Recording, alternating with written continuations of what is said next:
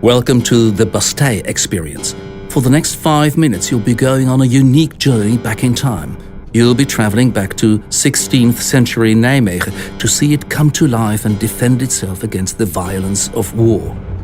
It's the first half of the 16th century. Nijmegen is a big and important city, but in Europe times are changing and not for the better.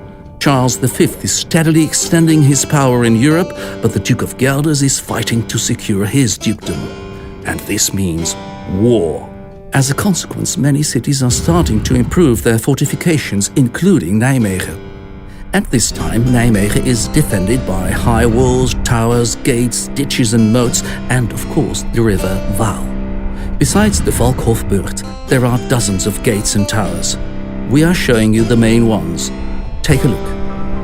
Valkhofburcht, Lappentoren, Hoenderpoort, Viegentoren, Sint-Joosttoren, Hertsteegse Poort, Ziekerpoort, Tessentoren, Molenpoort, Molentoren, Sint-Jacobstoren, Roomse Voet, Kronenburg, Hezelpoort, Sint-Huberttoren, Boddelpoort, Sint-Stevenspoort, Sint-Antonispoort, Meipoort, Kraanpoort, Bezienderspoort, Veerpoort, Werner van Hezentoren.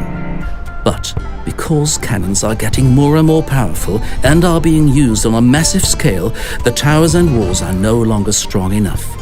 And once the enemy reaches the wall, they are shielded from the cannon's range. The solution to this is a fortified tower, the Bastei. The principle of fortifications with this particular shape was introduced by Albrecht Dürer, and the city architects of Nijmegen were probably familiar with it. Between 1537 and 1543, on the spot first occupied by the Werner van Heeze Tower, a huge horseshoe-shaped tower is erected with lots of unique features. The Bastei is the final element in the improvements to Nijmegen's ramparts and gates, the last tower. Its shape causes cannonballs to ricochet off the wall. The tower is flanked by bunker-like casemates, which keep the enemy away from the wall and the towers with the aid of cannons and guns. Why build such a large and expensive defense tower right here? The reason is the Veerpoort gate, right next to the Bastei. And apart from that, the enemy can be prevented from crossing the river because the opposite side of the river Waal can be shelled from this new tower. If, however, the city is captured, from here both the Veerpoort and the access to the Bastei can be protected by cannons. The Bastei can defend itself even if the city falls into enemy hands. Entrance is gained by climbing stairs in a tower. The stairs are easy to defend and can even be demolished to stop the enemy from entering.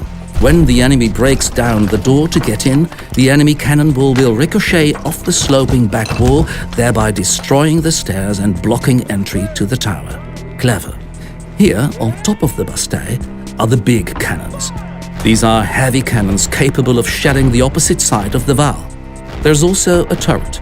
This is called sentry box, in Dutch called arkel. It's a great lookout. We are now going up the ramp, which is the rear entrance to the Bastei. This is where the cannons and munitions are brought in. The entrance is also well protected by the Valkhofburcht. The rear entrance leads to one of the most important parts of the Bastei, the Cannon Walk.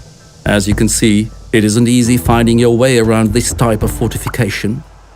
The Cannon Walk is an underground passage along which cannons are arranged to shell the enemy. In the small recesses, candle lamps provide light. Above the casemates are the exit for the troops, the munitions and the supplies.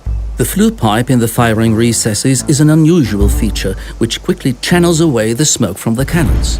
The Bastei, a formidable defense tower, is unique in its kind in the Netherlands. There are no fewer than 12 cannon holes and 10 holes for arquebuses, a type of primitive firearm. But ultimately, even the Bastei turns out to be no match for the increasing firepower of the cannons. The new strategy is to keep the enemy's cannons as far away as possible from the vicinity of the city. So, new defenses are built around the city, including forts and earthen walls known as bastions. These keep the cannons sufficiently far away. So, Nijmegen's last tower served as a formidable defense for only the briefest of periods. Thank you for visiting. Feeling a bit dizzy? stay seated for a few minutes to recover from this journey through time. Oh, and please, could you leave everything as you found it?